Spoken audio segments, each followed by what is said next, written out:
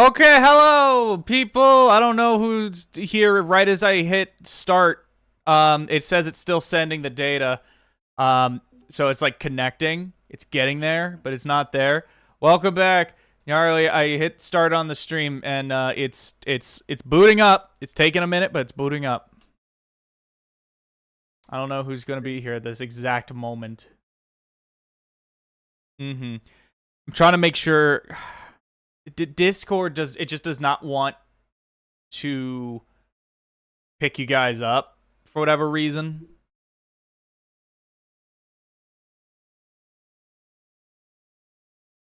No. Hold up. I think. Okay, say something. I'm in. Wait, no. Say something. Say something. Okay. Testing 1, 2, 3. Cool. It picked you guys up. We're good. We're good. I figured it out. I figured it out. Silly Mac. So, Sonic the Hedgehog 3 was a movie that came out this past weekend. It did incredibly well at the box office. It did better than Mufasa. Like, Jesus. Yeah, seriously. Which is good because fuck that CGI live action Disney bullshit. No, seriously. The fact that the highest, I mean, up until Inside Out 2 for whatever reason, the fact that the highest grossing animated film of all time was a soulless remake of The Lion King that was pitching itself, it was marketing itself as if it was live action when it wasn't. Yeah, no, screw that movie. Screw that movie, and screw Mufasa for trying to cash in on it. Yeah, they could have made an animated 2D animated Mufasa movie. Because The Lion King is it's like one of my top 3 Disney movies. So fuck Disney for doing that. Honestly, the Mufasa, it's the sort of thing where I feel like I've heard people say, OMG, I would love a Mufasa movie. But it's the sort of thing where it's like, whenever I've seen people talk about it, or talk about something like that with Mufasa, it's one of those things where it's like, I think people think they want it, but they don't actually want it. It just sounds like a decent idea. I mean, I like The Lion King 1.5, but let's not get too sidetracked. Exactly. But anyway, yes, Mufasa is dead a second time. This time a little bit earlier because it's a prequel. It's dead, and it's Shadow the Hedgehog that killed him. Shadow killed him. He got killed by a hedgehog. You got killed by a hedgehog this time. A stampeding hedgehog. One that Akira slid up a building. That was the twist with that shot. Everyone saw that shot of the Akira slide. And it turns out, actually, it's not just an Akira slide. He's Akira sliding upwards on a building. Oh man, that's like barely a spoiler, by the way. That's within like the first 20 minutes. So, we will be talking about spoilers later on. But for right now, we're just gonna be talking about general thoughts. Spencer, what did you think of the movie? You just saw it like yesterday, I think it was. It was 2 days ago. Also, okay, never mind. Ignore me. This is the worst intro I've ever heard in my life. Beautiful intro. We don't say who anyone is, and we just immediately go into just dogging on Mufasa. Over yeah, here. Screw Mufasa. I think everyone knows who we are. That's more important.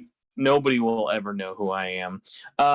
Yes, hi everybody. I'm Spencer.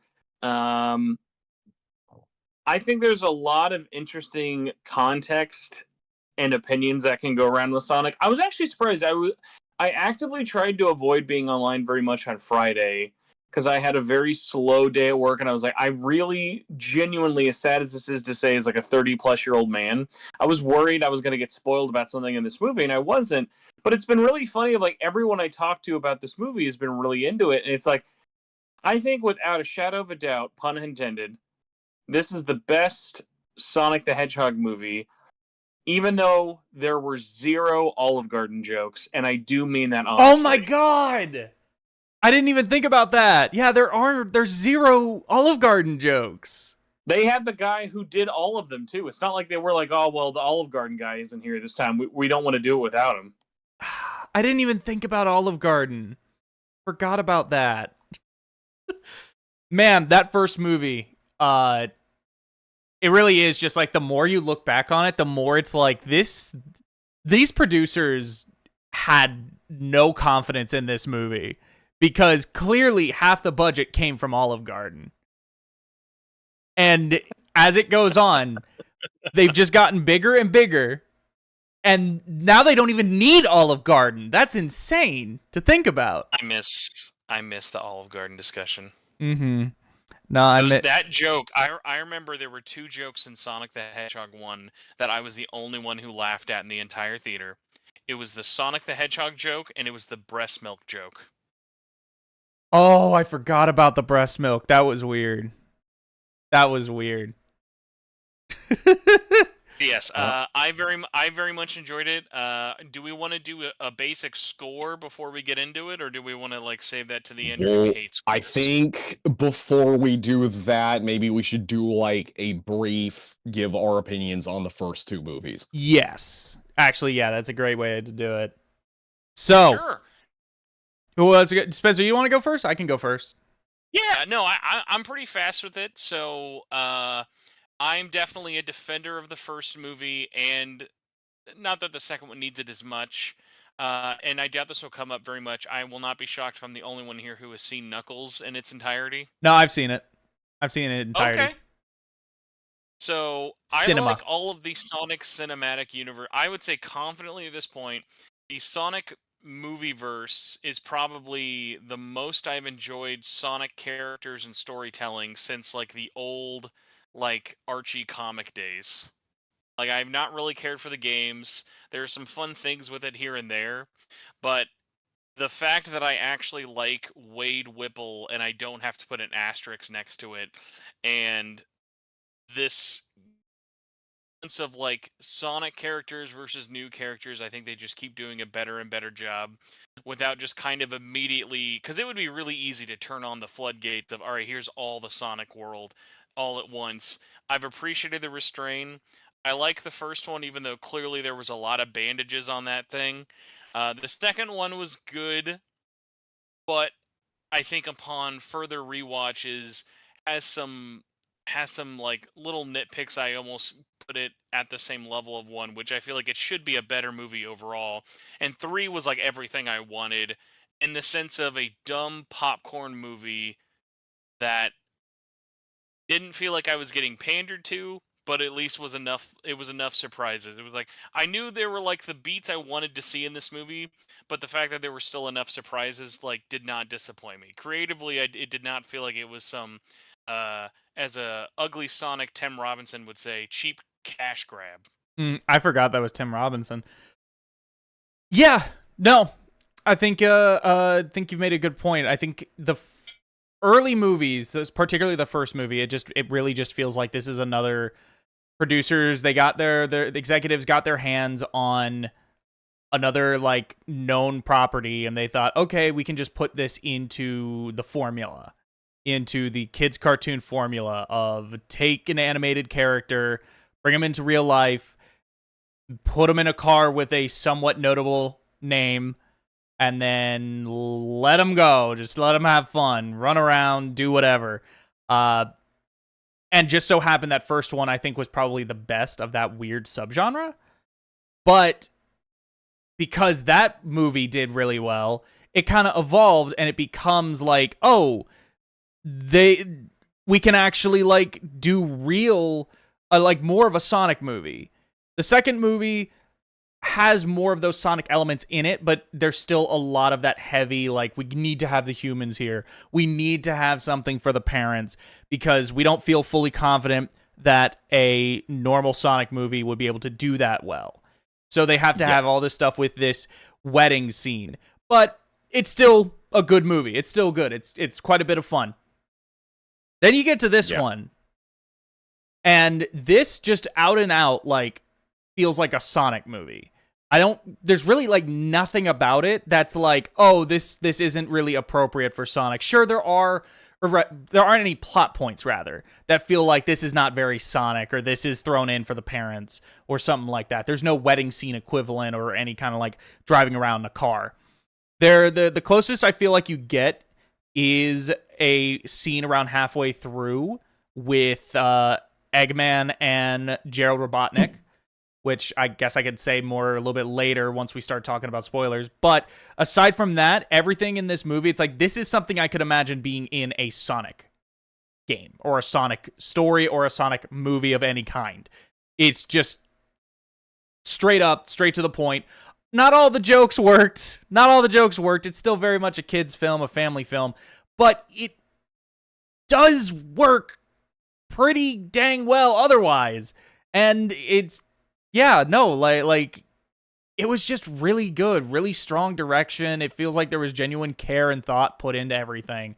I really liked it compared to the first two, and I like the first two. What about you, Gnarly? Yeah, well, you said like pretty much everything I was gonna say.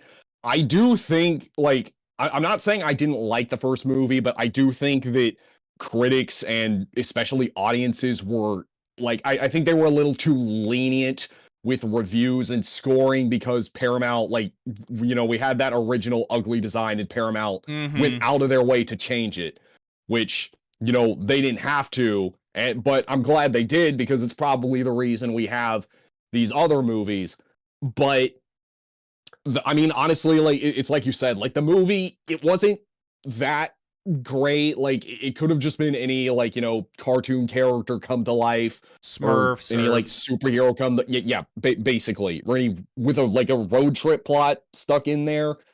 And yeah, to me it was like a 6 out of 10. I don't agree with all the 7 or 8 or 9 out of 10s that everyone was giving it. The second movie felt more like an actual Sonic movie, but there was that whole plot with like Rachel's wedding and the humans, and again, it didn't really feel like a waste of time, but it did feel like it was a little bloated, and the whole thing with like them basically being like the whole point of that wedding was just to get closer to Tom so that they could catch Sonic. Like I don't know, that just felt really weird. It was very forced in order for parents to be able to have something a bit more familiar that they can laugh at and not be horribly checked out. Yeah, and as for my thoughts on the third movie, like when I saw it initially, I was like, "Oh, this movie is amazing. It's the best one," which I do still think it's the best one, but it was kind of, now that I've actually like had more time to just process everything, I do think it was still a teeny tiny bit disappointing. I feel like there were a lot of missed opportunities for like to incorporate certain plot elements that from the games. I do think there were some like missed opportunities for certain references and fan service, which there was a lot of in this movie, more so than any other movie, and I think it should have been longer.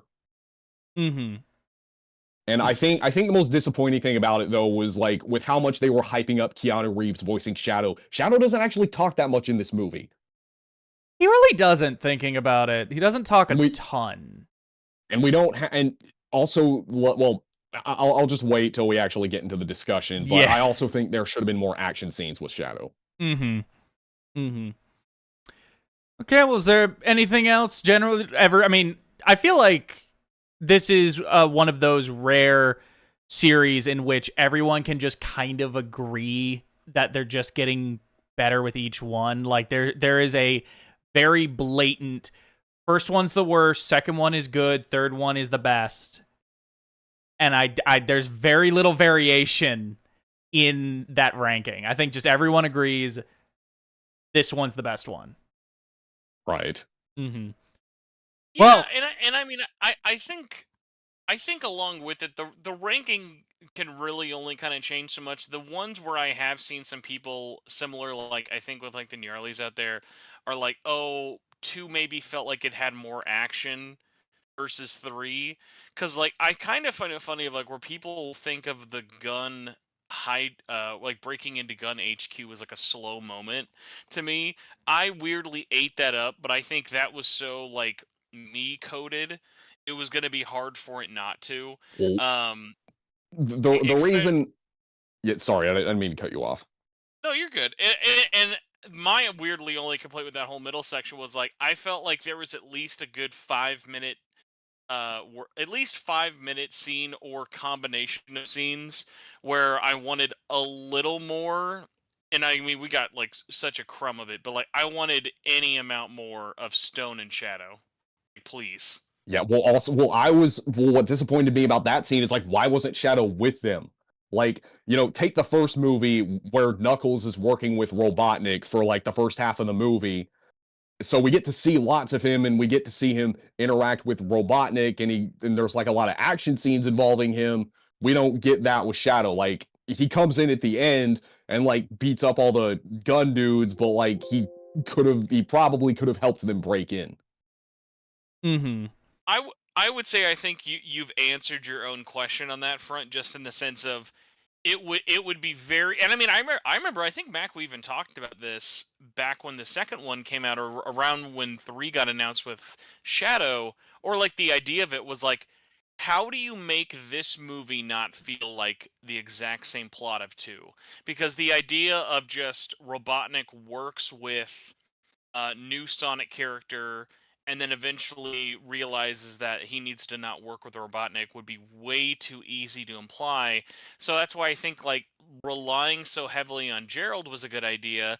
Now obviously you're either like going to have one of 2 reactions. I've seen people like, for me, I'm like, I ate all of the Jim Carrey on Jim Carrey up. But if you're someone who maybe would have liked a break from Eggman and just wanted Gerald, I totally get it. Like, I think there's another version of this exact same plot where you get more Shadow and it is just Shadow and Gerald working together and you're getting more of both of them. But I think it was that it was too hard to say no to doing 2 Jim Carreys at once. Mm-hmm. Right. No, yeah. Well, I guess we kind of already kind of started a little bit on it, but going into a little bit of spoilers, I think at this point we'll just outright say spoilers. Don't get upset at us if you get spoiled. Really good. Go see it. I don't think you're going to be watching this if you haven't actually seen the movie yet. I don't know. But yeah, spoilers. Yeah, no, Gerald in this movie I think is really interesting because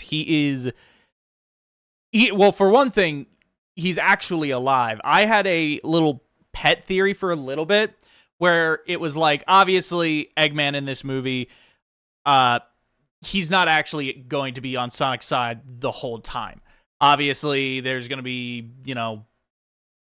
he's going to flip sides, and they were not keeping that a secret, even though in the first trailer they were also going like, oh, Sonic and Eggman together? What? They weren't really keeping a secret that Eggman would betray him like that. But Gerald, I remember seeing a lot of people being like, oh, the Gerald we see here isn't really a lot like the Gerald from the games, which we haven't really seen that much of Gerald from the games in the first place, but from what we saw, he wasn't really indicative of that version. And people had some, like, concerns or whatever. They're going to, like, ruin him or they're going to just turn him into another Jim Carrey thing or whatever the heck. I had some theories. I had one theory where it was like, oh, what if this is just Eggman hallucinating his own grandfather or something? Because he's crazy kooky. But instead, he's just really old. He's just really old in this. Yeah, I thought it was gonna be a thing where like, because the reason that Gerald was like working on Project Shadow was to. It was like, well, the main reason he was doing it was to cure Maria's illness, but what he was trying to do was he was trying to discover like immortality. So I thought it was going to be a thing where he actually found that and he made himself immortal. Mm-hmm. Mm-hmm. No, they did. I like the weird logic of like, if you don't think about it that much in the movie, it's just weirdly implied, if you don't think about it harder, that no, for absolutely no reason other than Gerald liked Maria more, that's the only reason like he betrays like Eggman.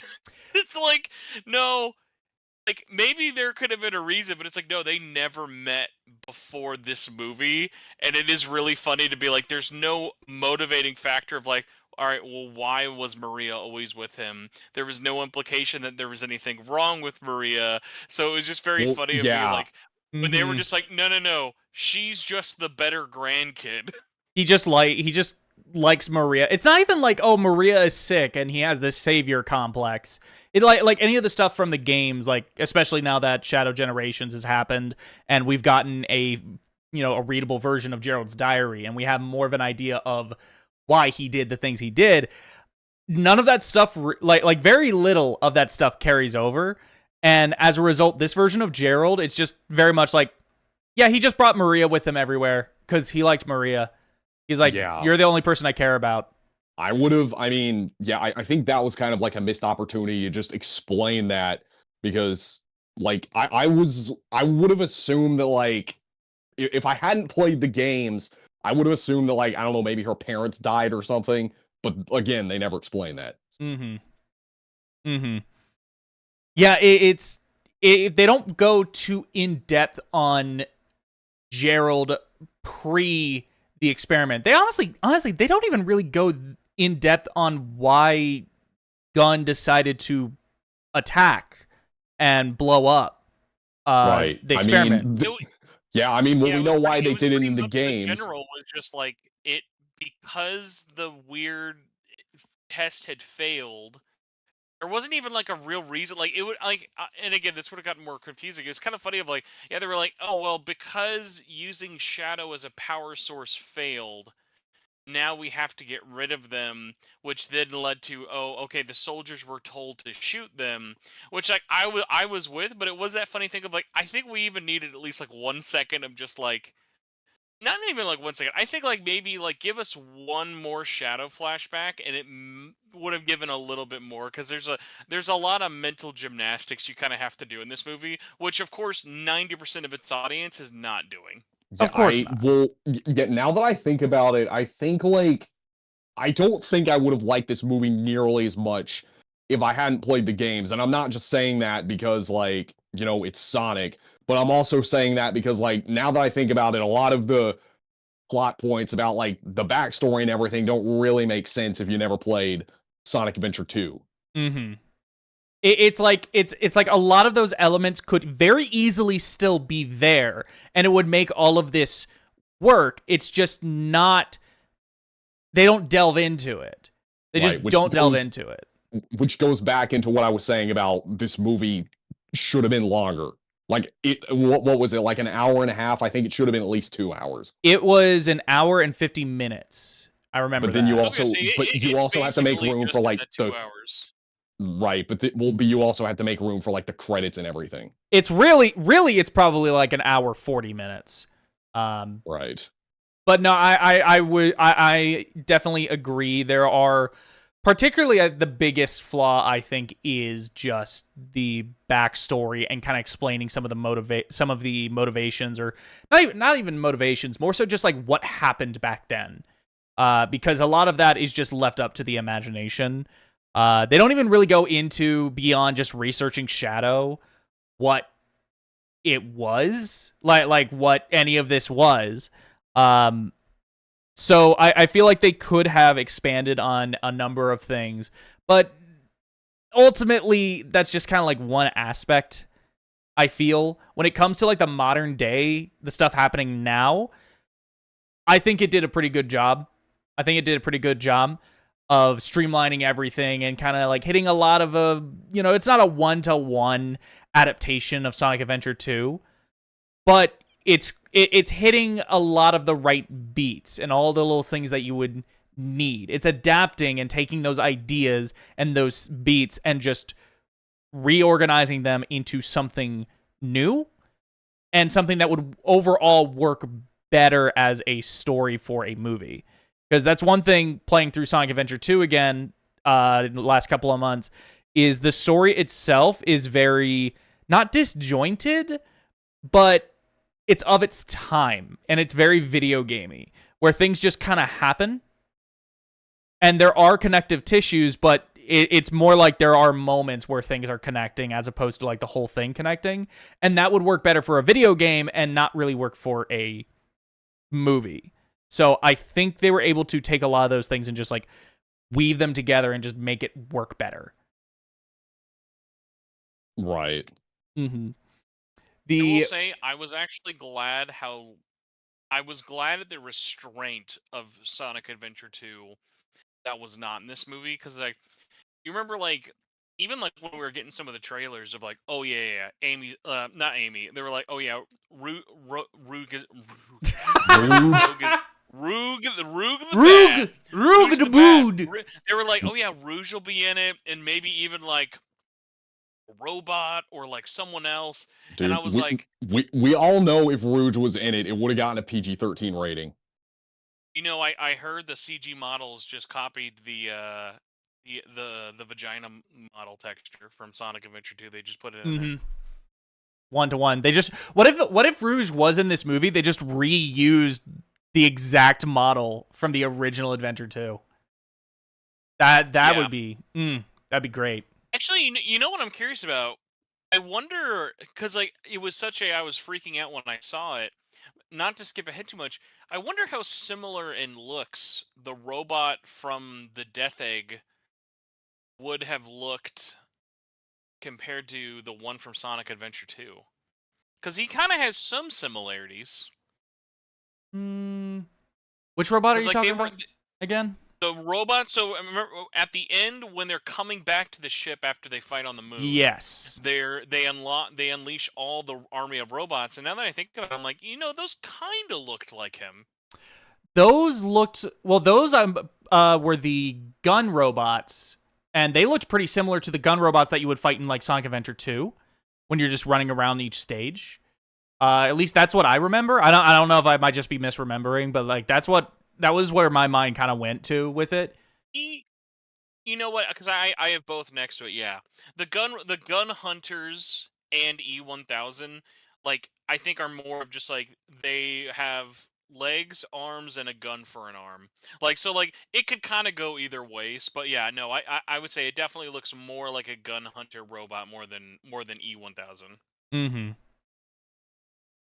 But yeah, speaking of fighting on the moon, Jesus, that whole last act.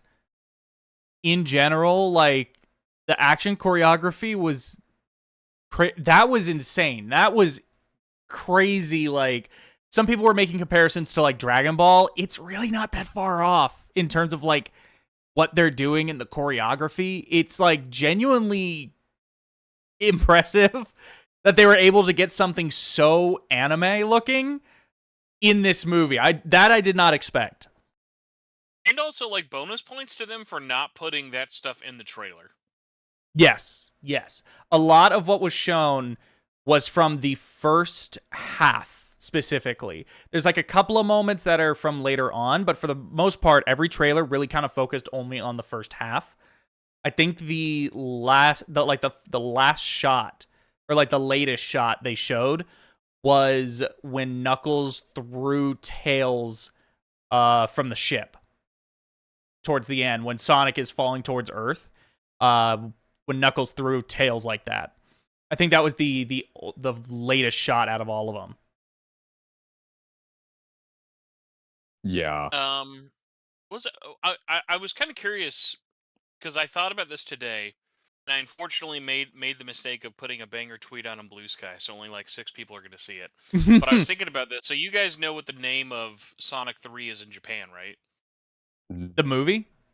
No. Yeah, so it has a different name in Japan. I don't remember it exactly, but I have seen it. So for anyone out there who's wondering, and this is not really like exclusive to Sonic thing, like they do this all the time, especially like if you want a good laugh, look up like what Marvel movies or like Fast and Furious movies are called with like direct translation from like China or Japan. They're fantastic. I think Sonic the Hedgehog 3 is called Sonic X Shadow Tokyo Mission. Yeah. What's Sonic 2 called? It is, I think, just called Sonic 2. They really want to highlight that they go to Tokyo in this one. Well, what's funny is, like, I was like, you know what? We really should have just let them, if they're going to have the audacity to act like that whole movie takes place in the Tokyo scene, we should have let, like, the European release be called, like London Mission or Operation London. Exactly. London Heist. Directed by Guy Ritchie. Exactly. Now, I think Mission Impossible is also another one where the Japanese name focuses on the opening scene, and then the rest of the movie is not like that at all. I think what was it? It was the fifth one, Rogue Nation, was it? In Japan, it was called like the opening scene of that movie is Tom Cruise. It's Tom Cruise taking off on the plane, but he's holding on to the outside of it. The name of that movie in Japanese makes it seem like the whole movie is just that scene. And that scene, if you've seen the movie, is 5 minutes long. Maybe 10 at most. I'm going to save us from some corrections. I do want to apologize. Sonic 2 is called, in Japan, Sonic the Movie, Sonic vs. Knuckles. What's Sonic 1 called? I think that is just actually called Sonic the Hedgehog. Okay. Oh, they did show the moon laser scene in one of the ads. That's true. Yeah, that's true. I actually stopped like keeping up with trailers because I didn't want to risk being spoiled. But I did see like that in a screenshot. Mm-hmm. It's so funny how they turned pissing on the moon. They actually just turned it into like a quick little joke. It wasn't actually like a big scene or anything. It's actually a throwaway joke, but it's also like, yeah, this like works perfectly for what they're trying to do here. But they kept that in there for fan service because, pissing on the moon. There is a part of me. There's a part of me that, like, when that scene happened, I kind of wanted to just yell out like "piss on the moon," and I was like, "No, I'm in the theater, and there is at least one child in here. Don't be that guy. There is one child back there. There's one child back there." That's the thing. That's the funny thing. In my showing, I went to the 8:10 showing on Thursday night, and 95% of the people in the theater were adults. And that was really funny, but it was also stood in very stark contrast to when I saw the second movie, in which I'm pretty sure we were the only people in the theater who were not parents and were adults. Yeah, when I also saw the movie at about the same time, there were some like little kids that were in there, and I'm pretty sure they were taken by their parents who wanted to see the movie because, I mean, I wasn't like, I was like really little when I played Sonic Adventure 2 and the game had already been out for a while, but like people that played Sonic Adventure 2 and Sonic Adventure 1 when they were kids, like, are now old enough to be having their own kids, so that doesn't really surprise me. No, definitely. The kind of another thing, in terms of the whole yelling out in the audience, Maria didn't get shot in this. She wasn't shot. No. I mean, I knew when they were going to show her death, but I was just like, okay, I mean, PG movie, they're probably not going to show a 12-year-old getting shot. Absolutely not. Yeah, no. If that's even how old Maria was in this movie, she looks like she's a bit older. In the game, she's canonically 12. I'll say this: death by explosion, worse than getting shot. Absolutely. I mean, Maria also burned to death. Yeah, she also how did she die, but Gerald and Shadow survived? Gerald's a big boy. Big boy. Like Shadow, I can understand because ultimate life form and everything. But I thought it was gonna be like, I don't know, Maria maybe tried to protect Gerald, but it's like, how is she gonna do that? Because she's like half his size. Suspension of disbelief. That's all I'll say. Though I will say, in terms of the whole like blowing up is worse. Yeah, absolutely worse than getting shot, but it looks cleaner. That's the sort of thing that you can do in a way that's like cleaner and it's more kid appropriate, or at least it's seen as appropriate by adults. Yeah, like I don't know how I don't know if you guys have like seen like Sonic X, but like in the English version, when like when Eggman is invading Station Square with that robot and the police are shooting guns, they have these laser sound effects. But then this guy with a flamethrower comes along, and I'm like, that wasn't censored at all, and I'm like, that does not make any sense. Yeah, yeah. But that's the FCC for you. The flamethrower is seen as less realistic, even though it's absolutely real and it's a thing that you can actually just go out and get right now. But because it's not a gun, which is something that like genuinely kids will just stumble upon sometimes, which is horrible. But it's something that is more easily replicatable, whereas a flamethrower or an explosion is something that's like not as simple, and it's not as easy for a child to want to replicate, even though those things are like actually worse and are more fucked up. Yeah, burning someone to death is infinitely more inhumane than just shooting them. Like they were actually like outlawed by the Department of Defense. Mm-hmm. Absolutely. So yeah, it's just like, I understand why they did it, and to be totally honest, I'm not even surprised that they didn't just shoot her. They had to kill her in an explosion. In the trailer, in one of the trailers, I don't remember which one, but in one of the trailers, they show a quick shot of Gerald and Shadow standing over Maria's body. And when I saw that, I was like, I get the feeling this doesn't simply look like she got shot. This looks like a like explosion or something blew up and she died in that. I looked at that, I was like, this doesn't look like a gunshot scene to me. So yeah, it was, I get it. I didn't exactly expect them to do it, but it was the sort of thing where if they did do it, oh wow, I would have cheered. I would have cheered, not because they did it. Don't be that guy, Mac. Don't be that guy. No, I would have cheered not because it's like, yeah, I like to see the child die. I would have cheered because it's like, wow, I can't believe they killed the child like that.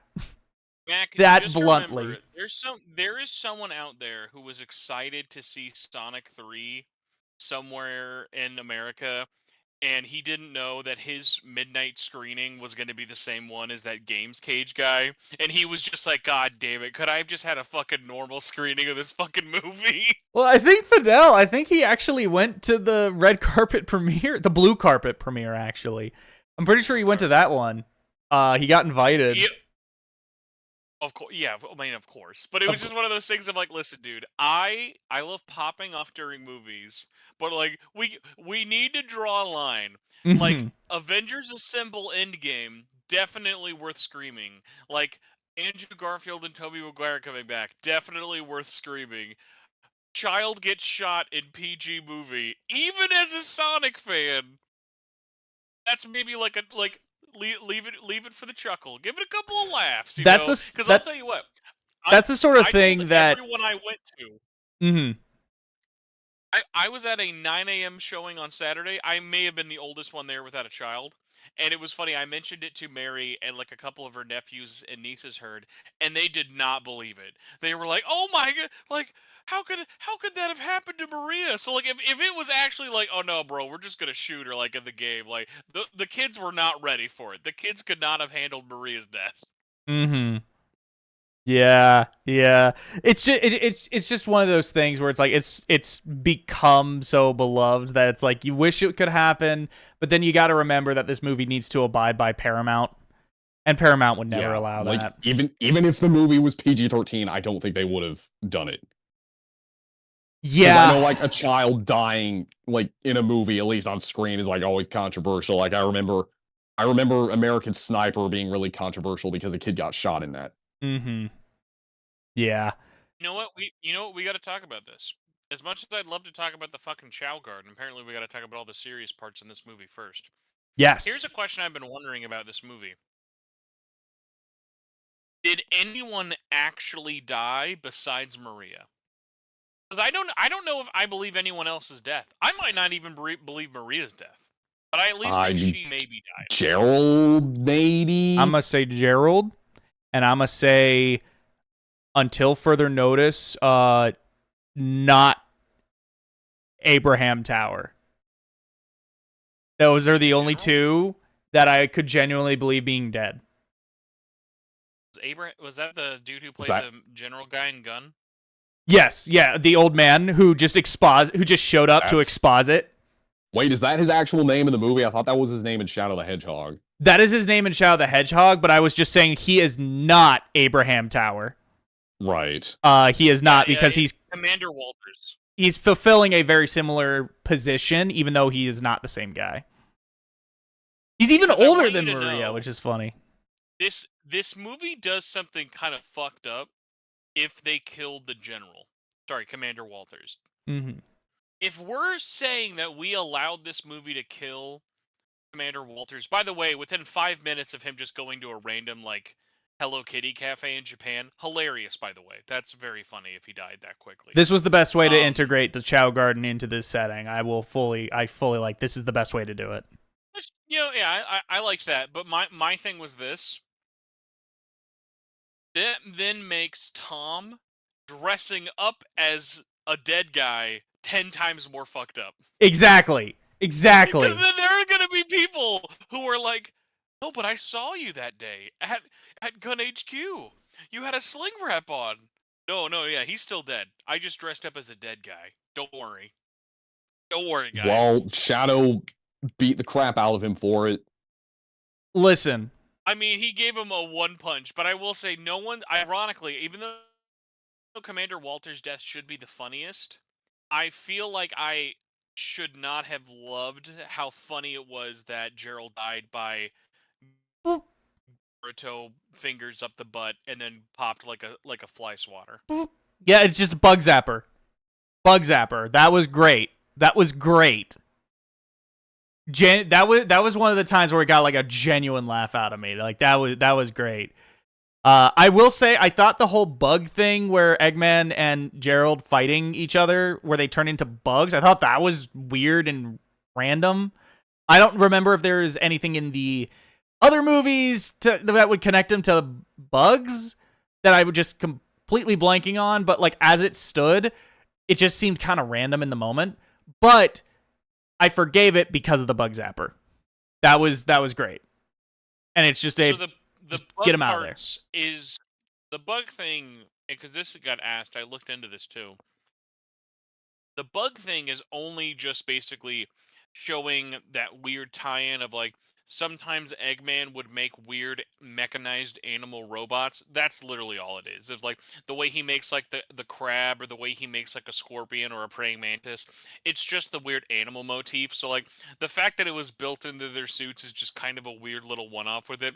The fact that like we interrupted Live and Learn to watch that was a little weird, but also it's like, yeah, like the ending kind of forgave the silliness of that fight interrupting that cool moment. I think it's just a little too not big brained, but it's a little too much of a non sequitur, I guess, where it's just like that's like they take a what should just be kind of like a smaller detail and then they just kind of like blow it up into a whole scene, I guess.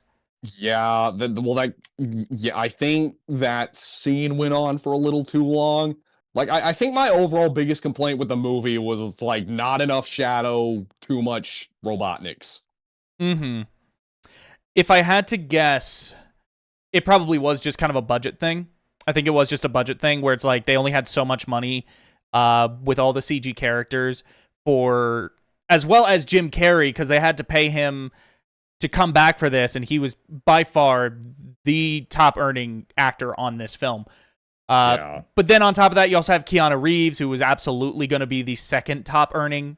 And I think it was just kind of a matter of like they could only do so much.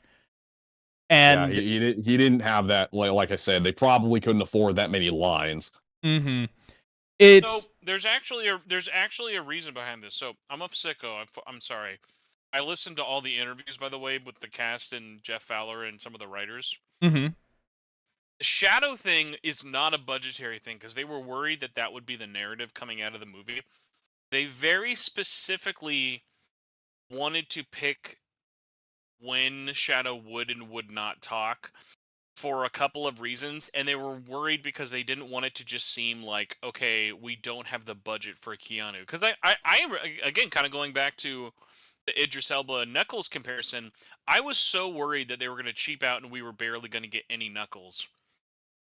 And ironically, with the exception of this movie, although it's like we can't really complain there's not a lot of Knuckles in this movie when there's a 3-hour TV show with him. But like, you say that. The funny thing is, you say that. Well, still. And Knuckles did have. I mean, he probably had more screen time than Shadow. I'm too lazy to do the math. Oh no! Shadow had more screen time than Knuckles in this movie. I will bet money wholeheartedly, 100%. He had more screen time and talking time. But like the thing with Shadow was they really wanted Shadow's whole thing to be when he says something, it really means it, or it's like you don't want to just play him as like a comedic thing the way you would with a Knuckles. That's why, like, I think honestly,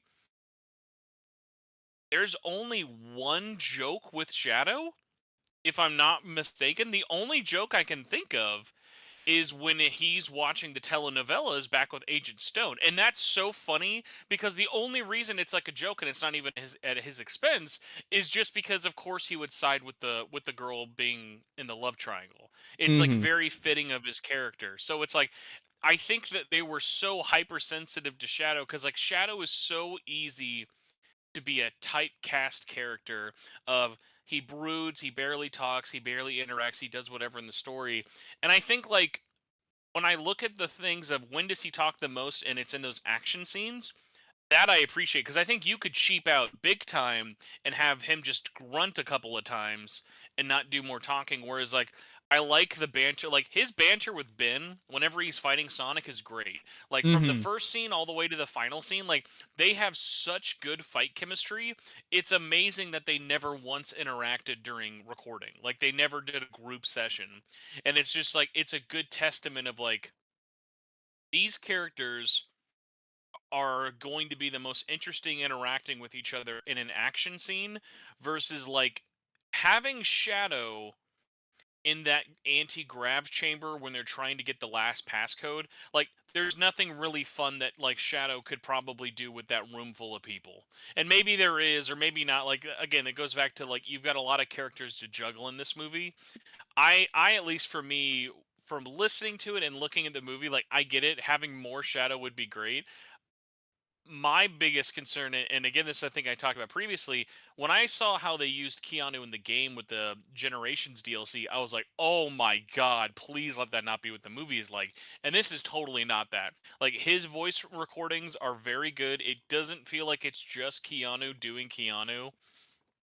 And the fact that, like, we get so much of him talking without him just being an exposition train. Like the last thing this movie needed was him being like, 50 years ago, Maria and I had a bloody, like had a blooming friendship. Like, no, we didn't need him narrating. Yeah, no, it's also just wouldn't be very Shadow the Hedgehog-y if he was the one narrating and explaining it all. I will say, I do think Commander Walters. Commander Walters. I just call him Gun Commander. I will say, like, I do think that when he shows up and he just exposits Shadow's backstory and he's just like very to the point and there's like nothing else. It's very awkward and clunky, but I got the feeling watching the movie that even the movie knew this. And it's like, listen, we just need to get this over with. We're just trying to get you into Shadow's backstory. We're just trying to explain this so that the rest of the movie can keep going and it won't like hurt the pacing that much. And it's the sort of thing where it doesn't forgive it, but it's like I'm willing to let it go because I really am not sure how else you could really give this backstory in a way that wouldn't just keep bringing the pace. That would just bring the pace to a halt over and over and over again. I think the way it was done in this film was janky, but it worked. It worked for what they were trying to do with it. Yeah. I mean, even though the movie like was good, I still wouldn't say it was like Oscar material or anything. Oh no. That's the thing. This movie is, at its best, it's an 8 out of 10 for me. At best, if I'm being really generous. Thinking on it, it's like a 7.5. 7.5. But if I'm just being like, listen, I know what this is. I have my critiques, but I'm not thinking that hard about it. It's an 8. It's a really solid 8. It is definitely the best Sonic movie. And it's also, just in general, like, just a good Sonic movie. Like, and that's something that I feel like I can't really say about the other two. Not because they're not good, but because they just weren't Sonic movies. Second one more so than the first one, but the second one still had moments. The second one was half a Sonic movie. Yes, half a Sonic movie. Yeah, that's true. Something else I want to say real quick. Sonic's chemistry with Knuckles and Tails, I thought was really good in this movie. I thought they were written really well, and it's like, oh, these genuinely feel like friends. And at no point did it feel like, oh, Knuckles and Tails, they just are kind of here and they don't do anything or say anything. But, like, it was good the way they were handled it all. Everyone felt like they had a purpose. They had some moment to shine, and they bounced off of each other really well. Even Tom and Maddie, I quite like them in this. I quite like the part where Tom... So you were talking about taking on the body of a dead guy. How about questioning whether or not this is blackface? That was the part I was like, is this blackface? I think there's more problematic things in that scene than that. I mean, like, how about the fact that you're right next to your wife and you comment that, like, someone looks hot, when, by the way, your wife infinitely more attractive than that lady. Mm-hmm. Infinitely more attractive. Mm-hmm. No, that was just they really just did that. They really just did that so that they could make a cameo. Exactly. They got that. They did that because they know that there is a group of people that do like, what's her name? I'm gonna disagree. Rachel. I'm gonna disagree. Wait. And also, like, did Rachel actually join Gunn after marrying? What's his name? I guess so. No, so the funny thing is, so her husband is or was still part of Gunn. Well, I guess they didn't technically get married. Although, did they actually? Because I know they're still together. They did get married, I think, actually. Okay. Oh, yeah, like, they are together, and the way I took it was she would be joining him for a lunch. Why in their headquarters? Why in another country? So many other questions about that scene. The funny thing for me was I took them being included there, because remember, there's even posters with them in the movie. Mm-hmm. Like, as if they had a major reoccurring part. I actually liked how the movie kind of blue-balled you into thinking, oh god. Like, my worry was, I remember when we saw, like, the shot of Tom in the gun outfit, I was like, oh my god, please tell me we did not Resident Evil 8 Tom, and now everyone's in gun. I'm like, that would be so dumb if everyone's just in gun now. I thought that too. I thought Tom had joined Gun, but no, they went overall probably just a smarter route. 100%. Now, so one thing with Gun also that I thought was, it's like this was working, and then it just disappears, and I can't help but feel like something had to have been left on the cutting room floor. Kristen Ritter's character, she just... Oh yeah, she could easily been cut out the whole film. She was so unneeded. She disappeared. She's like she is like the face of Gun, arguably a third faction that is like pushing the story forward. And then she's kind of even like in a way she's like a surrogate for Rouge. She's taking up a similar role that Rouge did, where she is actively like, you know, working on the behalf of Gun. She's trying to like steal the key. She's trying to get the keys and all this stuff. And it seems like there is something going on with her.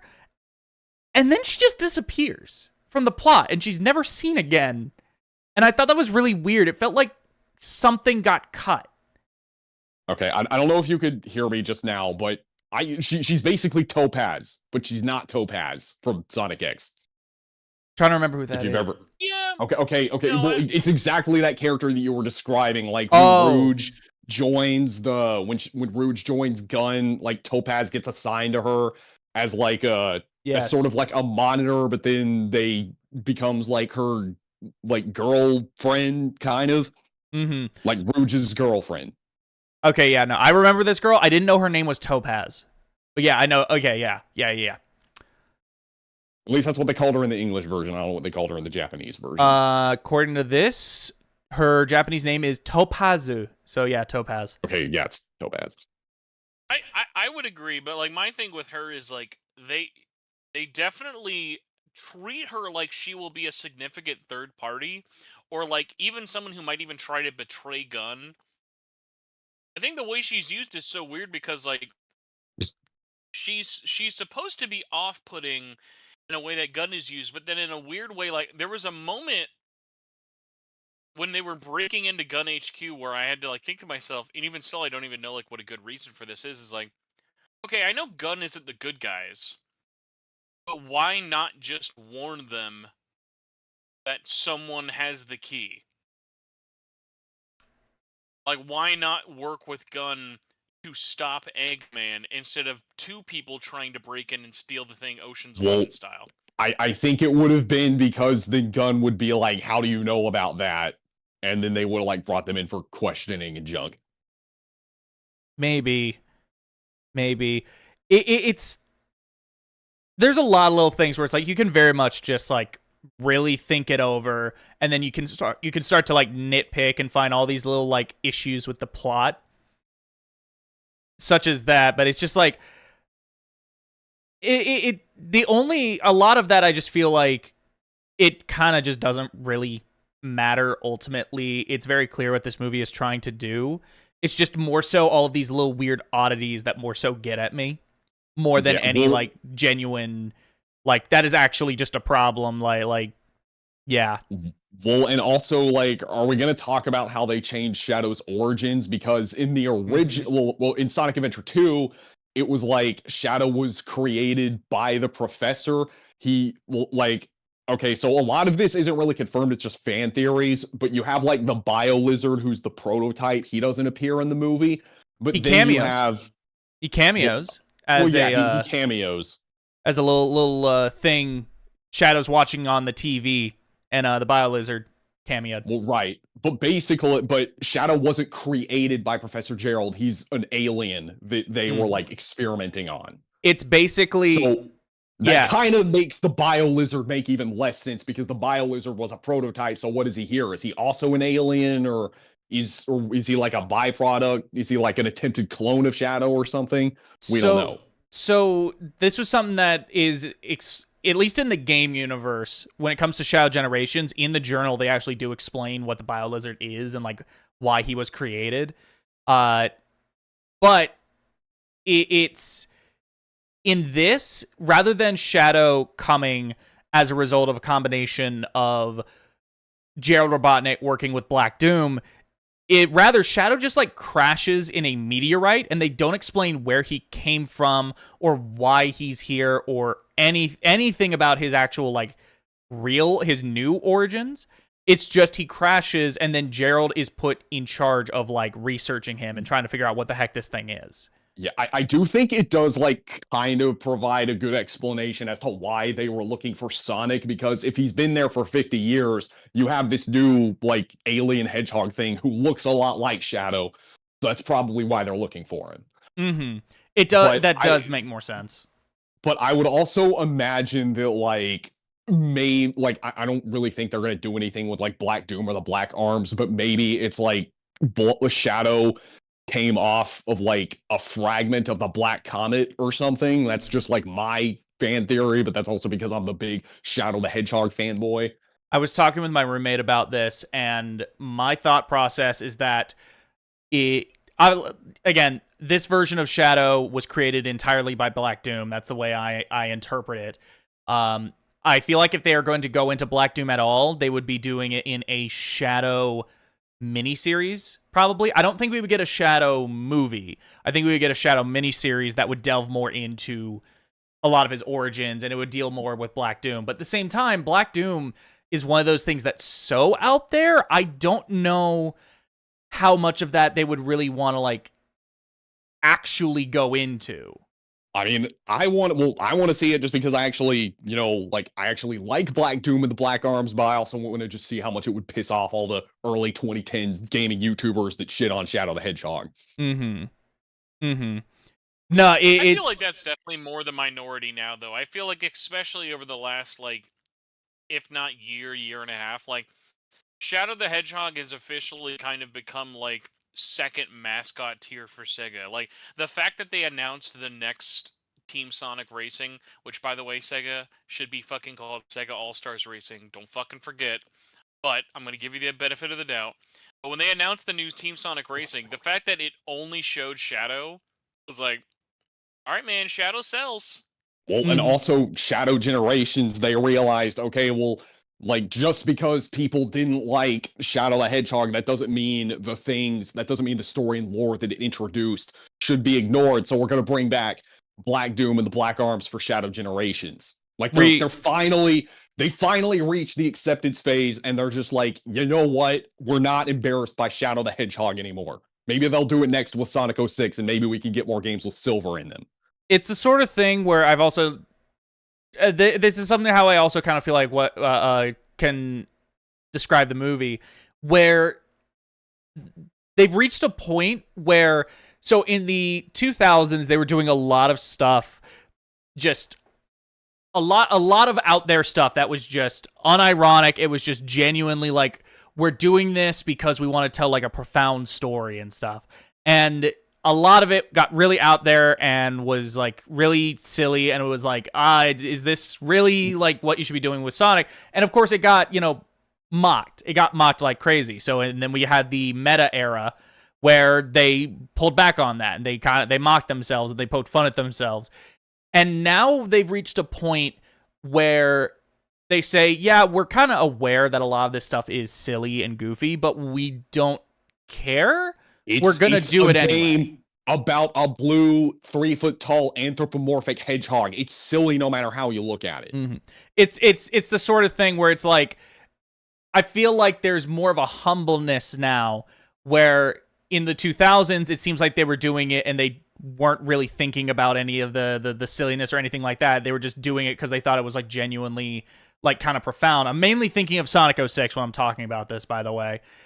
But then you get... I think you can even make those comparisons to even Shadow the Hedgehog. Like, it was. Yeah, I think it's actually works better for Shadow the Hedgehog. In general, also to an extent, the adventure games and also like the later games, especially like Sonic and the Black Knight, with the antagonist being a nihilist, and Secret Rings with Shara being in that abusive relationship with the Eraser Djinn. It's very much like it's all of those in general, where it's like they are trying to tell a deeper, more profound story, and in general, it's like it doesn't always work. Sonic, again, that's the main reason why I was thinking about Sonic 06 when I was saying that, is just Sonic 06 is the one where it really does not work. But I still respect their attempts to do that. Oh, absolutely. And I feel like now what they're on is like, listen, they're aware that a lot of this stuff is like very silly and goofy, and they just don't care. They're just being genuine with it. Yeah. And it's not there's no sense of like fart sniffing or anything like that. It's like, listen, we know, we're just doing it because it's cool and it's fun. Well, yeah, and also they can have some genuine moments. Yeah, well, and also, I think Shadow Generations is a perfect example. It's like, you can have like, a serious and thought-provoking story in a Sonic game, and it can actually be a good one. Mm-hmm. Exactly. I think that was another thing, is just a part of the reason why a lot of those 2000s era Sonic games were so wonky and weirdly received is because of just the writing. The writing at the time was very of its time, but also the localizations weren't exactly great. Sonic Adventure 2 struggles a lot from the localization being so weird.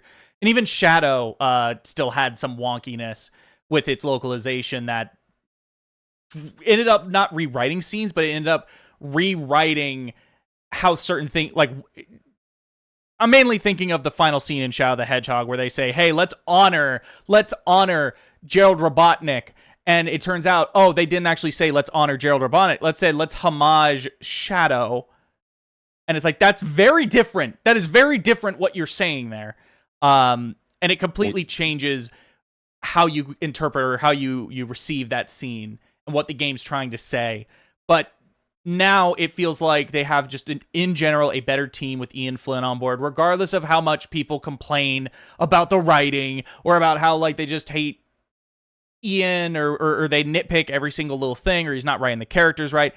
I think they are genuinely just in the best spot right now in terms of writing. As well as just all of this stuff where it's like, listen, all of this stuff, all of it, canon. And we're just going to try and make it work. We understand it's going to be messy. We don't care. We're going to go for it. Yeah, and I mean, I think like I think like honestly, Shadow the Hedgehog and Sonic 06, like more so the poor reception of those games is like the reason Shadow wasn't playable until Sonic Forces and wasn't playable again until Shadow Generations. Dude, he's so bad in Sonic Forces though. Like, I think like, I know. He had like nothing. It's like you could beat his whole thing in like 10 minutes. And what do you say though? And like, what do you even get out of his little story in that? It's like, oh, he bullied Infinite, and Infinite held a grudge, and like that's it. It just is supposed to explain why Shadow is an enemy, and it's like, this is dumb. This is so dumb. Yeah. I will say I think Sonic Team still has a long way to go. I think there is a definite thing you can say to putting more good faith into Sonic after Shadow Generations, but also I don't want the answer to just be like, okay, cool, now Sonic Generations, now the next game is just going to be Sonic Frontiers 2, where you get to play as Sonic and Shadow. Like, I still want us to keep pushing it and not being like, okay, this is good enough. Because like now, like the movie, I still feel like is doing way more legwork into making Shadow a cool character than the games have done successfully overall. Give us Shadow the Hedgehog 2. No, not at all. Like, absolutely not at all. Like, realistically, the amount of games that you should make before a Shadow 2 are so high. Like, literally, go back and redo 4. Go and do a sequel to Frontiers. Go and do anything adventure. Sonic like, Adventure 3. If anyone, they wouldn't do that. But like, they would at least remake or reboot 1 before they would do that. But like, literally, yeah. Like, if your takeaway from this is like, all right, guys, we're ready for Shadow 2. I don't know. Like, reboot Shadow the Hedgehog. No, like, absolutely no. That game is so not unsavable, but that game is so like, there are so few redeeming things that you would need to save and put that into another game. It would just have to be its own new game. Well, that's why I'm saying they should reboot it. Yeah, but it's like, okay, we now don't need to just like give all this energy into Shadow. I think like there's a good medium, because like honestly, even this discussion, I was gonna say, there's a lot of cool things that happen in this movie that aren't about Shadow the Hedgehog. I think, just real quick, just my little 2 cents on this. I think we're not gonna get a Shadow the Hedgehog 2 or any kind of Shadow remake or anything like that. Rather, I think whatever's going to be coming next, I think Shadow is going to be playing more of a role. I think narratively, it will probably be more ambitious, and it will have more of an actual story. Because that's one thing I will say about Shadow Generations and Sonic Frontiers is that they do have stories, but the stories they're mostly like a backseat to character writing. And the stories themselves aren't that complex or anything. They're not that ambitious, or that's a favorite word of Sonic fans right now is ambition. But they're pretty simple stories. I think whatever's going to come next, it will be narratively more ambitious, and there will be more things going on, and it won't just be character writing. But the character writing in these last 2 ones have been really good. Mm-hmm. And I think Shadow will play more of a role. I also think we will be playing as Tails Knuckles, and Amy as well. Because why would they just design these characters exclusively for a DLC and nothing else? Well, that's why I'm saying we should get. That's why I'm saying they should make Sonic Adventure 3, which, I mean, even if like they make Sonic Adventure 3 but don't call it that, I mean, I still think that would do really well. Mm-hmm. I mean, also, like, fans have been asking for Sonic Adventure 3 for 20 years. Like, I don't know. Well, okay, I do know why Sega hasn't been doing it, but I think that, like, I think that if they're gonna do it, now's the time. Like, hasn't Iizuka said he wants to make Adventure 3? Oh, yeah. They actually, just the other day, there was a thing where I think it was like the CEO of Sega, or president of Sega Japan or something, said that they were having talks about bringing back the Chow Garden. And Chow Garden's only ever really been in Sonic Adventure, so what does that mean? Exactly. What does that mean? With the adventure thing, adventure is very messy in the sense of there is not a clear vision or director who wants to make that game who feels confident that they can do that. Like, there were a lot of good interviews that came out around the time of like Frontier and even after when they were doing the first year of support, where they know that fans want adventure back, but they also know realistically what that dev team can and can't do. Like, think about it like this, guys. It took them over a year just to do the Shadow Generations campaign. It's not like they like, okay, we can make this and like sell it as its own game and stuff like that. Like, there was a reason they had to like tie it to an HD remaster of Sonic Generations. Like, they still have a pretty scrappy team, which is so funny when you think about how much more money like something like RGG Studios gets versus Team Sonic. But What it's about like, when you look at their output, it makes sense. what about Sonic Dream Team? That's kind of like adventure. Dream Team is a completely separate A platform, B publisher, and Yeah, I C know, developer. but I'm just saying, the gameplay is a But lot then like you're adventure. it plays a lot like adventure, but as much as Hardlight is a great developer and have done a lot of really good stuff with Sonic, not in a million years would Sega give them the ability to develop Adventure 3. Not in a million years. Yeah. It's I like think it goes back to the Mania problem. Think about it. As great of a game as Mania is, Sonic Team would never ever they would never say that that's a mainline, like, they would not call that Sonic 5, even though it should be Sonic 4. I think what they're trying to do right now is they're just trying to build up that confidence. I think they have that as an end goal right now, but they're trying to build back up that confidence and try and make everything work, because you get Frontiers, which experiments with, the gameplay and the writing, and it works. It's like, oh, the majority of this genuinely works. And then you get Shadow Generations, which evolves on a lot of that, and it's even better. And it's like, I think they're trying to, maybe I don't think the next game, but I think maybe the one after that, if this next one is a slam dunk and they're able to make it work, then I think they're probably going to go for it. But until then, I think right now they're just trying to build up that confidence and just try and like nail this down. And I get that feeling in particular more than any other era of Sonic in the last, I don't know how many years I've been paying attention to the development of this series. But I get that feeling more where it's like, it genuinely feels like they're just trying to nail down all of these aspects before they attempt something like that. Right. Yeah, and I mean, I think it's at least smart, all jokes aside. Like, I'm glad they've been doing filler games. I think doing something like a Team Sonic Racing sequel is smarter than doing a Superstars. I think Superstars does more harm than good when you're trying to give yourself that to the next big game. Like, I'm glad they're not doing a mainline game yearly, but clearly putting out something like a Superstars doesn't sell the best and just makes the reputation for the whole brand look worse overall. Mm-hmm. No, so they at the very least they can say it's like, oh, well, that's a classic game, so they can kind of like divide it up more. But when it comes to specifically those 3D games, absolutely, they can't be playing fast and loose with them. Right. Not at this moment. If they want to build to that moment, if they want to be able to say we can do Sonic Adventure 3, they can't afford that. So no, I think I agree with you, Spencer. I think right now it's just like they're just trying to batten down and like make sure. Let's just make sure we can do this. We can do this and make it good. So yeah, I feel like that's all I have to say. We're not even talking about the movie anymore. We're talking about the game. Yeah, I was going to say, maybe. Talk about Jim Carrey. God damn it, talk about Jim Carrey, somebody. Well, Gnarly, what were you going to say? I was just going to say we should go back to talking about the movie. Oh, movie's really good. I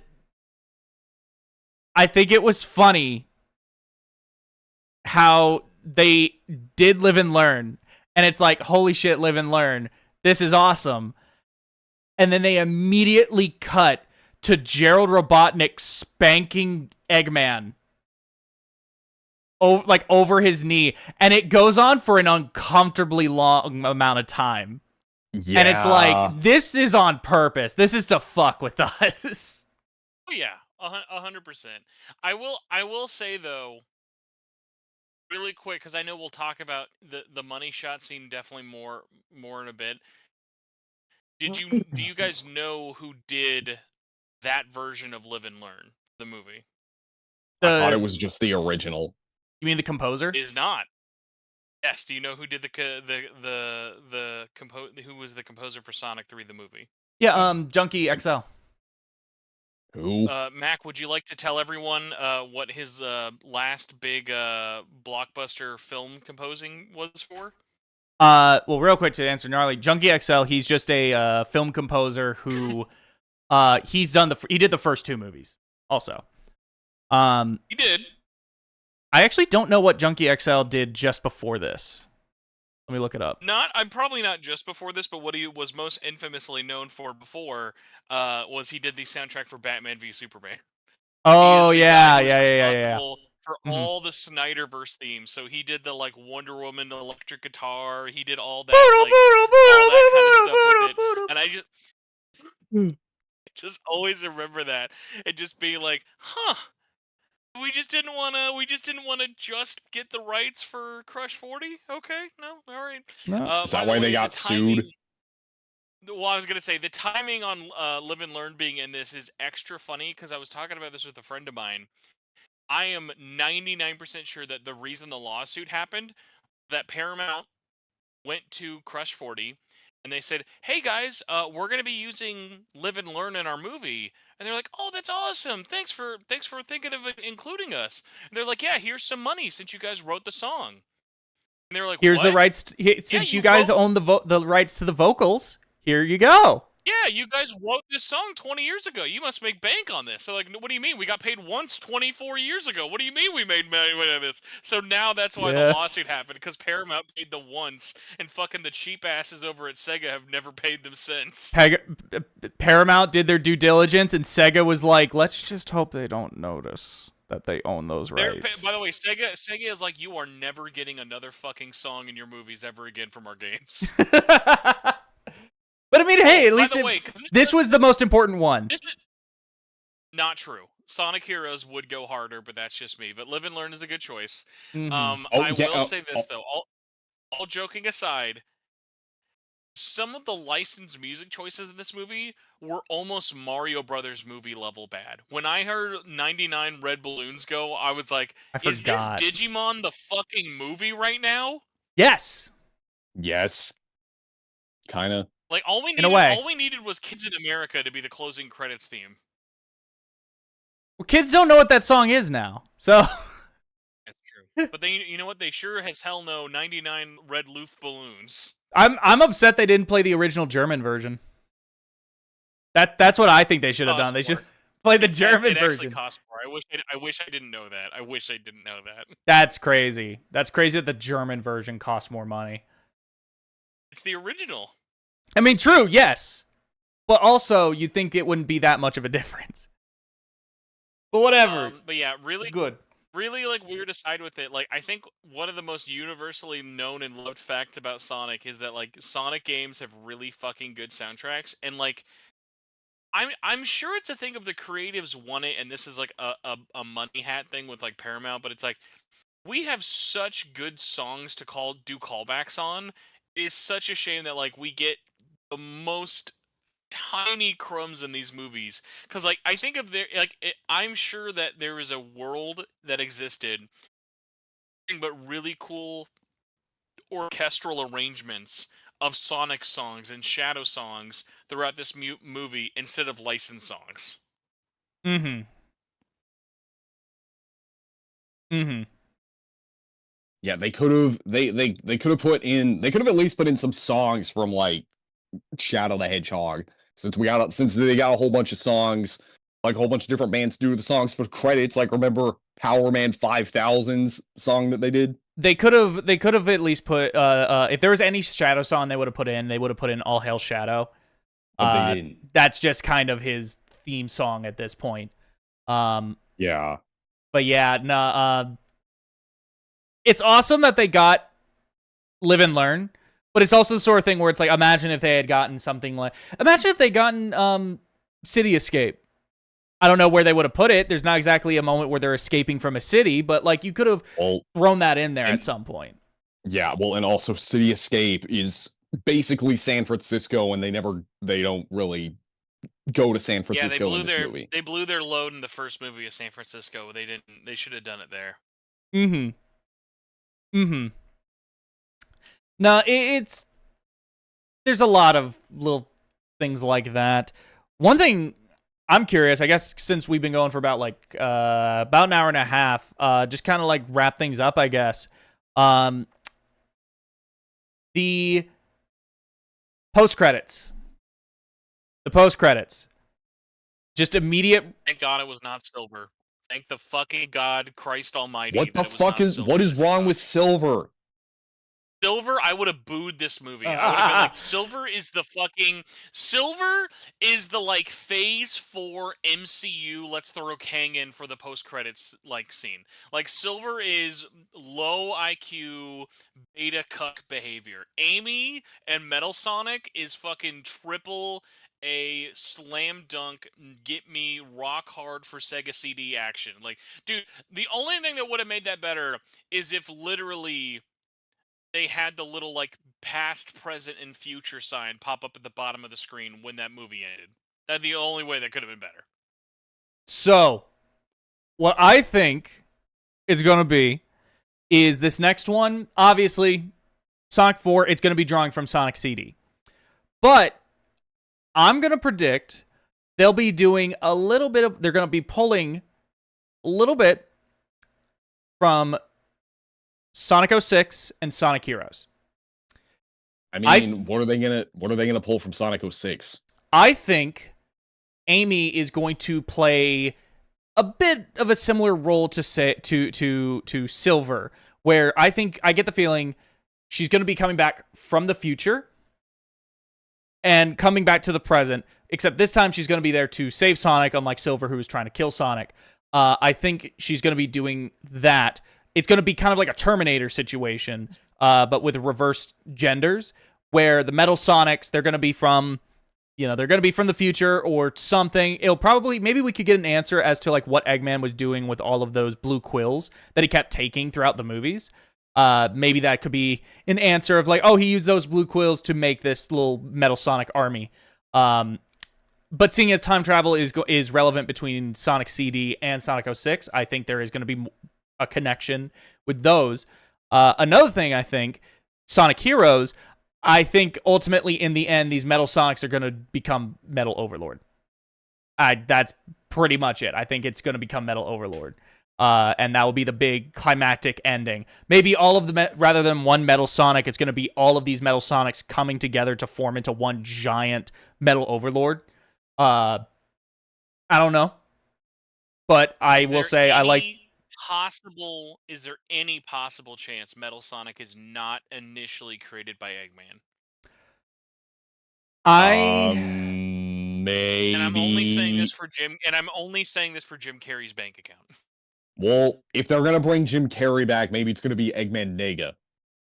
Well, I think what they might do is basically kind of do what they did with the last movie, where if Jim doesn't want to come back, they can just move on and have Agent Stone take up the reins.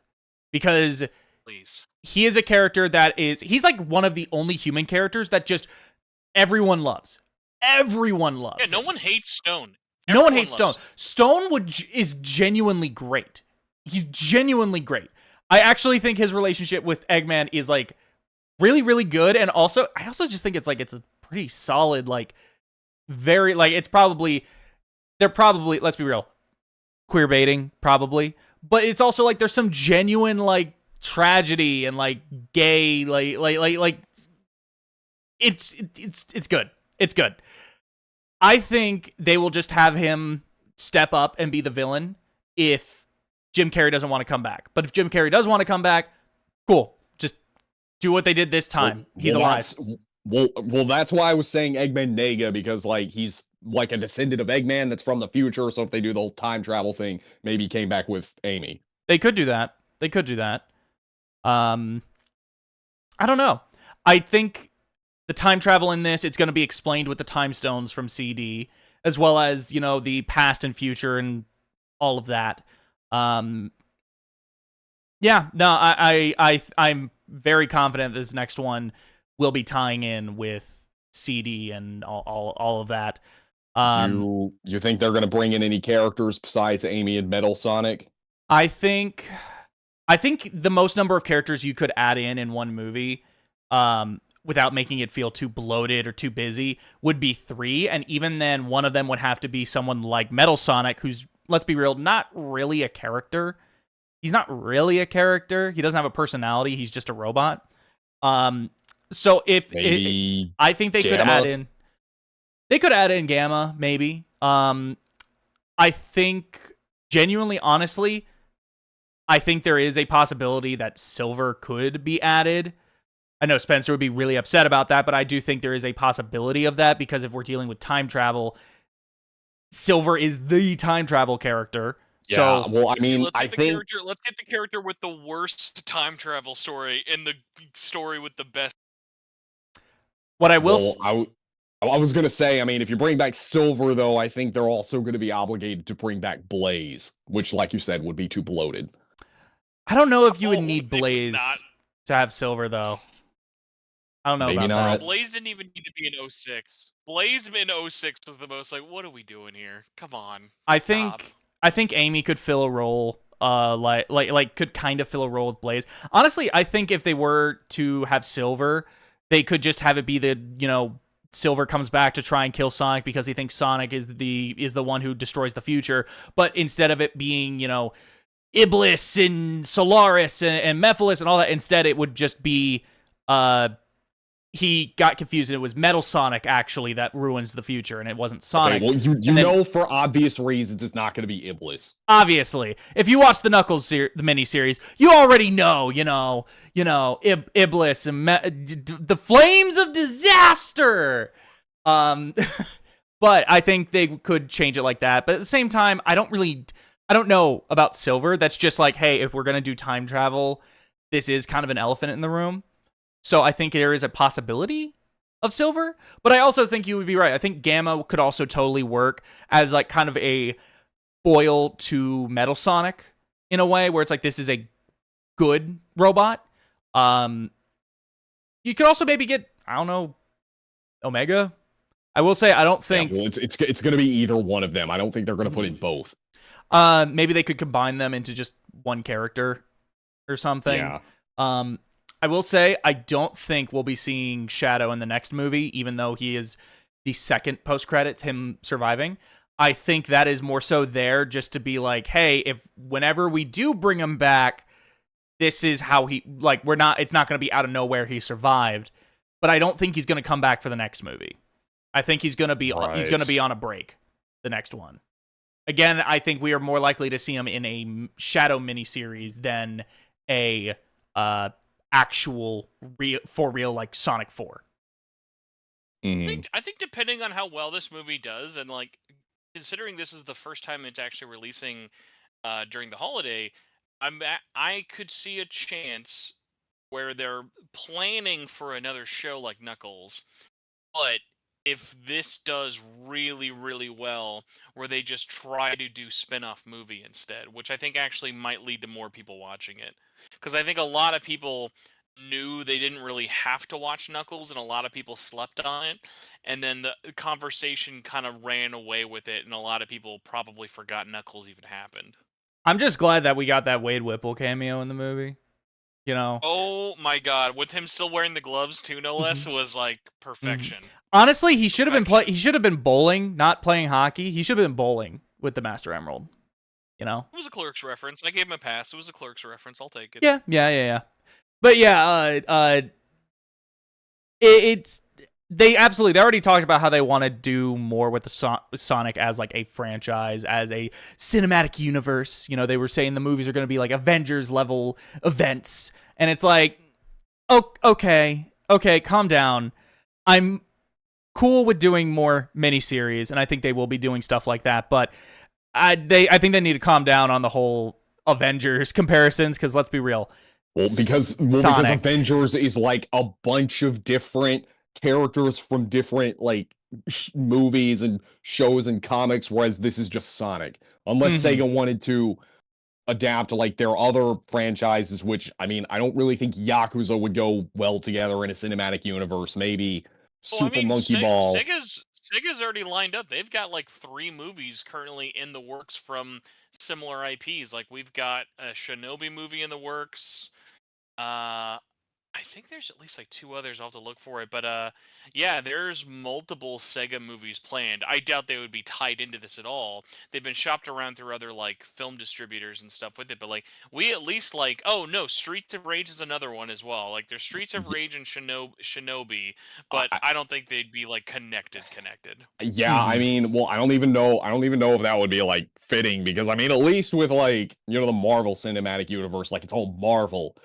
With like, I don't know what else would work with Sonic. Like the only thing I can think of is like, again, like Super Monkey Ball, with which I don't really think that'd make a very good movie.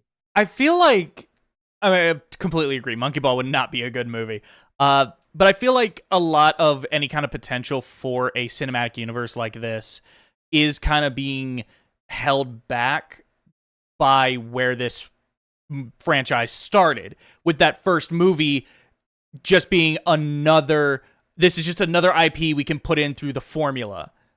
And I think that having to just abide by what that movie established and the world that movie established, it limits what they can do with it. It's part of the reason why I don't think we're ever going to get a 100% faithful to the video games Sonic movie. I think there is a best case scenario, and I think Sonic 3 is a prime example of that. But no matter what, they're always going to have some level of like, it needs to take place in a world in which Sonic could get in a car and go on a road trip with a human dude in the town of Green Hill. Like, sorry, I'll let you finish. No, that was it. I was done. Oh, I was gonna say, what about like those talks about like wanting to do a Mario crossover? I would be curious to see how they work that out. I would say right now Nintendo wouldn't let it happen. Nintendo wouldn't let it happen. And honestly, I did not like the Mario movie. I don't know how you could make it work when one is explicitly live action, the other one is animated. It would be tricky. One way. And this is the only way it works, and it's not an exciting way, but this is the only way in our current like world we live in where that can ever come close to happening. Portals. And that is Portals. Nope. It would be not the next Olympics. The next Olympics. Give Mario time to have made another sequel. Sonic will be at least up to maybe Sonic 5.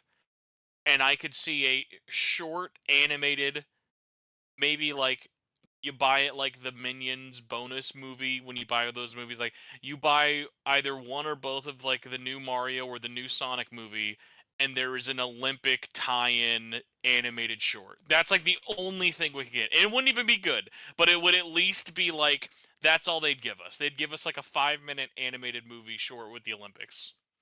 Yeah. I can see that. Wasn't Mario and Sonic at the Olympics the first game that they ever appeared in together? Yes. And the last. Yeah. Mm-hmm. Man, could they just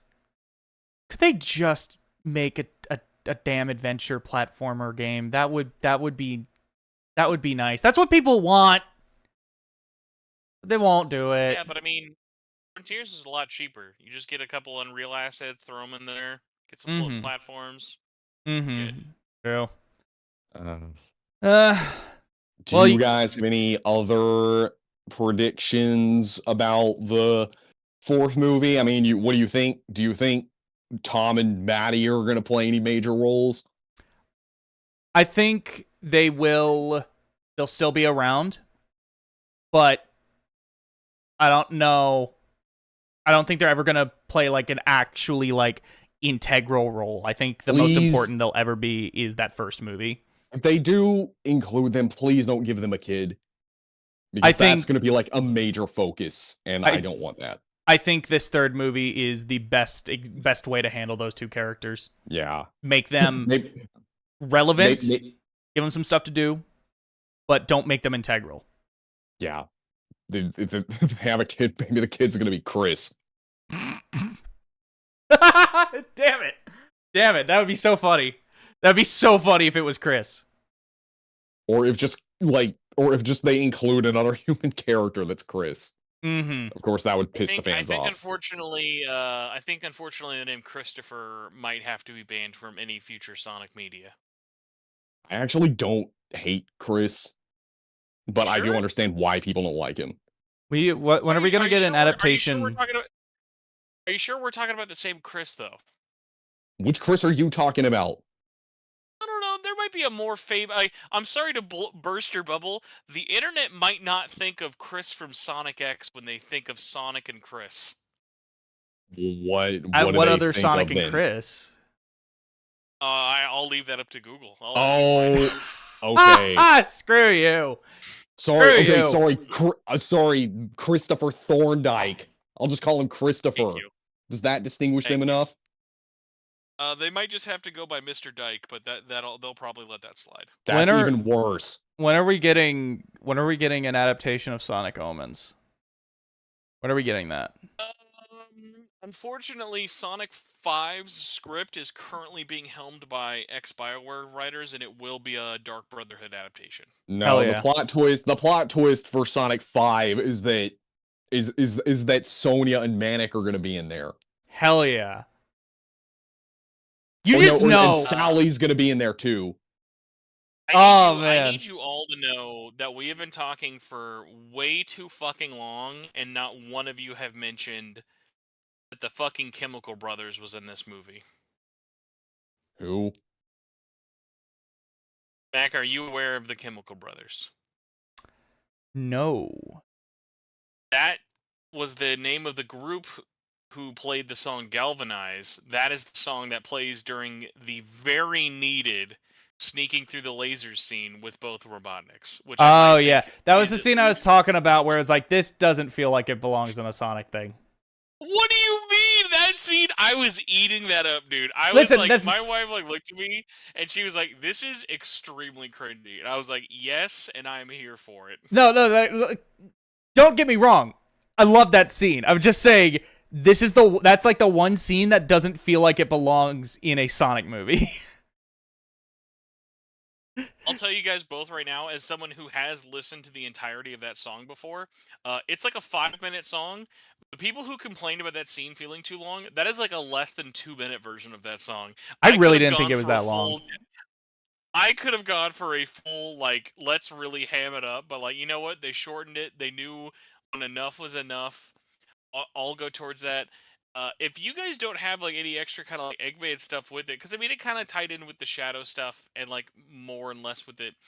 I will say I'm shocked there haven't been more people talking about.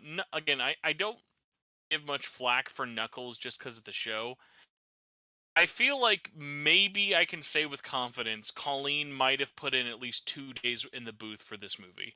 I feel like Tails was had one good scene, and that was about it. And at no shame to themselves. It was just like, this movie was too crowded for Tails. Yeah. That's kind of what I was. It's kind of what I was talking about. At least they did stuff with him, which is more than they've done in recent games. I mean, that's a really low bar, but you are correct. But like the funny thing is with it was like my thought process behind it was like, I got my hopes up because there was that scene where it showed not the scene, but there was the part in the movie where we got to see Stone and Tails together, and I was like, I'm loving this. This is great. More of this, please. And then like that was like the only real kind of big like Tails moment. Like there's like some funny little bits of lines, but it's more in the group setting. And like the fact that I think Knuckles had more like laugh out loud moments for me in my brain versus like Tails, like, and again I guess it can even go back to like Tails had a lot of good scenes in Sonic 2. So like it's just tough to balance it, but it was like one of those things of like we could have I legitimately think there might have been as many if not more scenes with Tom and Maddie than Tails had. Yeah.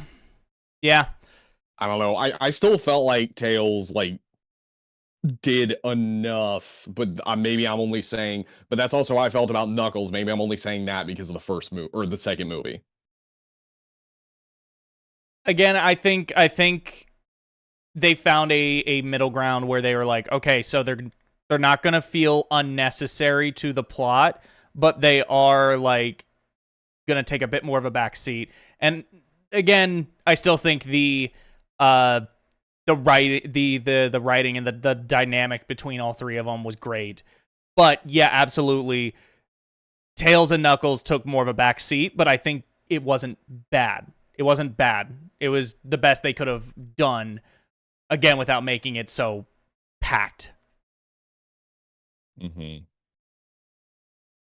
Well, is there anything else you guys want to say, or any other predictions for the next movie, or anything at all? Well, it's not a prediction, but I do want to say, like, when they were naming the team, they totally missed the opportunity to call them Team Heroes. Same.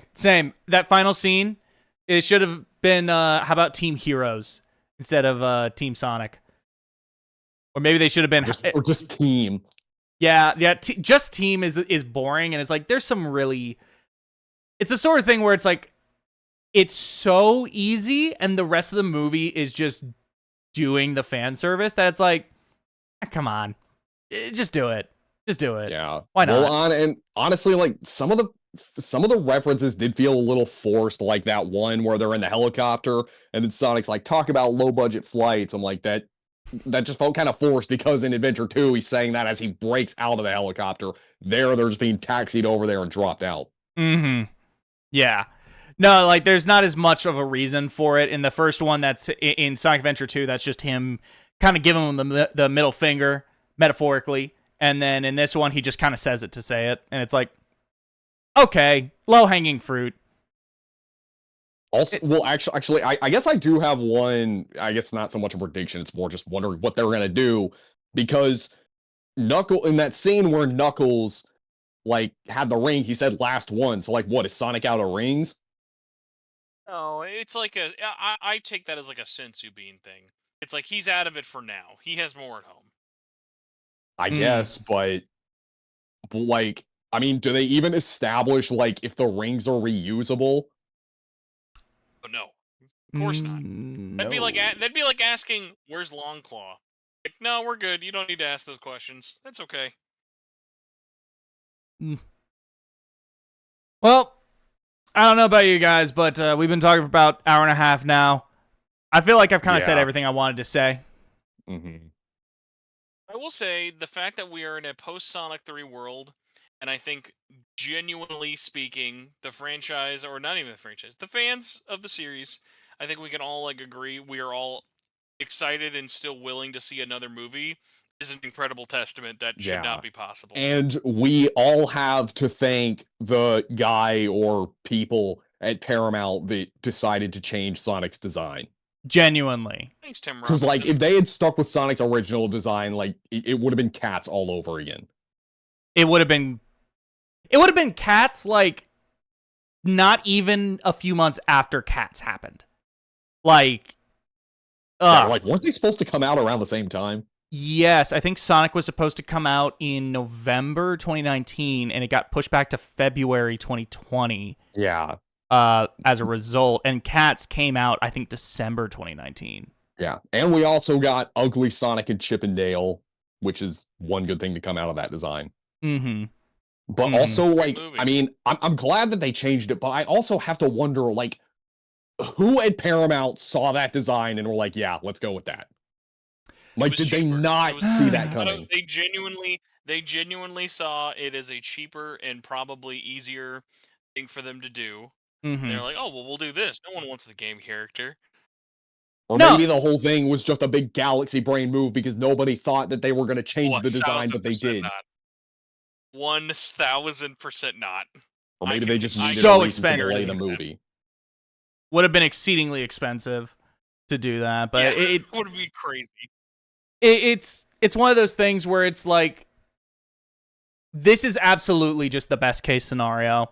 We are in the good timeline when it comes to these movies, and it's shocking that we're here at all, just because it's like, this is so... I can't believe that this just turned out the way it did. Yeah, it's so good. We got the worst timeline with the games, but we got the best timeline with the movies. Exactly. I want to go visit the timeline where we got Sonic 07. Oh God, yeah. I think that's literally just Sonic and the Secret Ranks. No, what I'm saying is like Sonic 06, where Sega had more people and more time to work on it. Mm-hmm. So it came out in 2007 instead of 2006. Mm-hmm. I don't go that. I will say this, just because it was one of those things I wanted to say. Enough kudos cannot go into. I don't know how many people had to either not get paid or didn't get paid well enough for the work on it. The CG for both Sonic and Shadow fights did not leave me lacking one bit. Like, that was one of the rare things of like a CG fight scene that I thought went on long enough, always looked cool, and like, if you don't have emotions on that fight, like when you see Sonic, Shadow, like both going super at the same time, like you're just not alive then. Like that was like such a just undeniably get hype. Like, that's a moment you can pop off for in the theater, not Maria getting shot. You can pop off at that. I was giddy in my seat. I was so hyped. I was so hyped when just that's happening and Live and Learn is playing, and it's just like, oh, this is awesome. It brought me back to being a kid. Yeah, it was especially great when they did that thing where they passed by each other. Yes. And hey, even if they immediately cut it off with the spanking, we still get that awesome scene where they're actually fighting the gun robots, and that was great. Yeah. Okay, well, I think I'm tapped. I don't know about you guys, but I think that's everything. Where can people find you two? Spencer, you go first. You can find me online, not by Spencer Presley, although if it's YouTube, yes, Spencer Presley. I'm very bad at SEO. But you can find me, I do YouTube stuff, I do podcasts, Shin Megami Tensei Network. I like to talk about Atlas, Persona, SMT, Metaphor, all things fun and goofy like that. So please look forward to me weekly talking into people's ears, or not. Now you know how to avoid me. Yarly, what about you? You can find me on my channel. I actually got a video on Shadow the Hedgehog coming up very soon. You can also follow me on social media. I've been I guess I've just been burned out with social media recently, but I'm trying to get back into it. I'll probably start using it more when I move to Japan next year, but yeah. Okay. And then you can just find me here on This Is My Channel. Hi, how are you doing? This is my channel. Go down there. In fact, you're probably already here because it's my channel. Anyway, you guys have a good night. I was going to say, Mac did the easy thing. Most people don't do this. The fact that you just put our ads in the title, it's the easiest thing ever. They don't even need to click in the description. No, seriously. Click our little ad on the YouTube video there. Yeah. Yeah, no, it's very easy, very simple. Anyway, I'm done. I'm gonna go get a soda or something. I don't know. I'm thirsty. Okay, bye everybody. Have a good night. Go see Sonic 3.